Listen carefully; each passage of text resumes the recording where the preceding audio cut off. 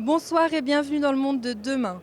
L'innovation dans le contrôle qualité poursuit sa progression à Genève. Évolution des technologies d'imagerie, progrès dans la miniaturisation et utilisation de matériaux innovants, autant d'éléments qui permettent de répondre aux exigences toujours plus élevées du contrôle qualité et à l'amélioration globale des produits, des méthodes et des savoir-faire appliqués dans l'horlogerie qui se voient de plus en plus converger avec celui de la technologie médicale.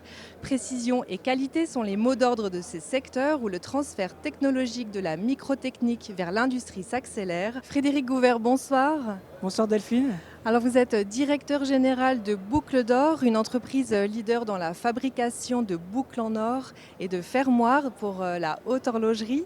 Alors nous sommes sur le stand d'Industrie Genève à l'occasion du salon de l'EPAJ où vous êtes notamment exposant. Quelle merveille vous nous présentez cette année? Donc cette année, comme l'année passée, nous allons présenter un fermoir que nous avons dénommé Sync.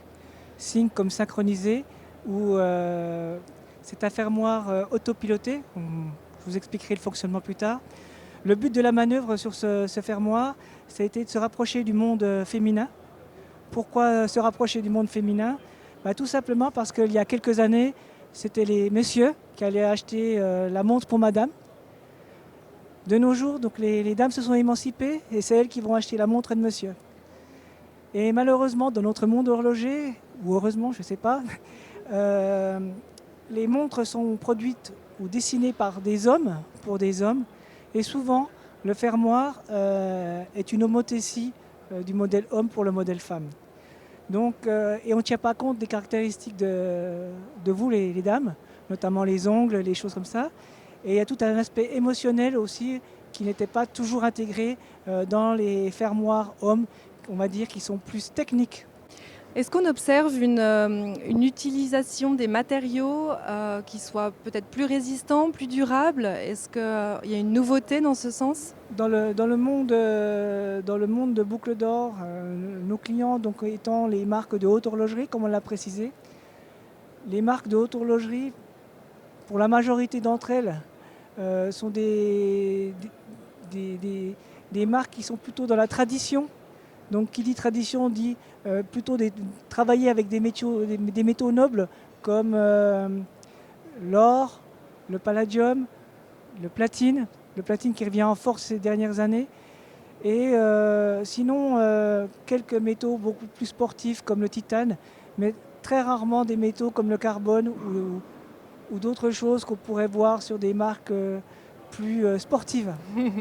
Alors j'imagine que le contrôle qualité est vraiment au cœur de votre métier. Comment il s'organise chez Boucle d'Or?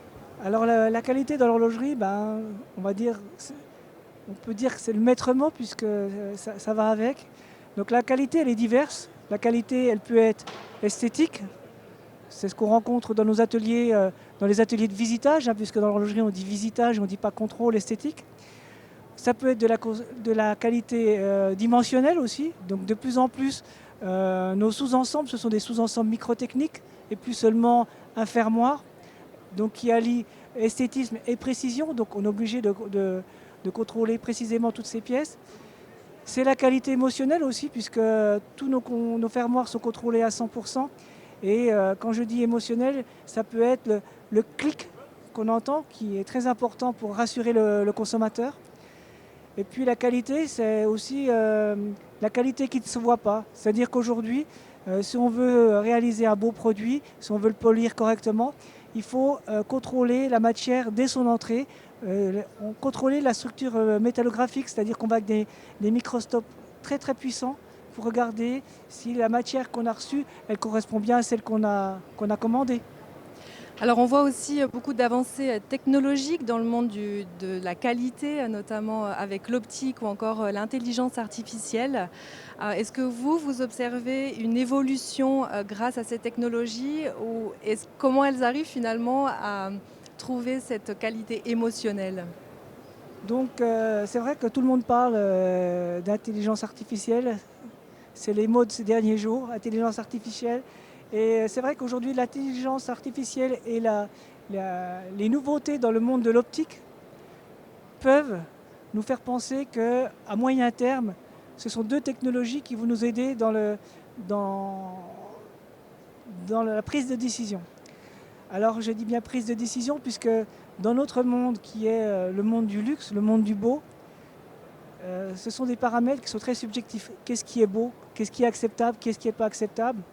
Alors certes, l'intelligence artificielle va nous aider, mais il ne faut pas oublier que l'homme restera toujours au cœur de nos décisions. Nos personnels qualifiés sont là pour ça. Ils apportent leur expertise et leur bon sens. Parce qu'au-delà de tout ça, il faut garder du bon sens pour réaliser de belles pièces. Frédéric Gouvert, merci infiniment. Je vous remercie. Belle soirée.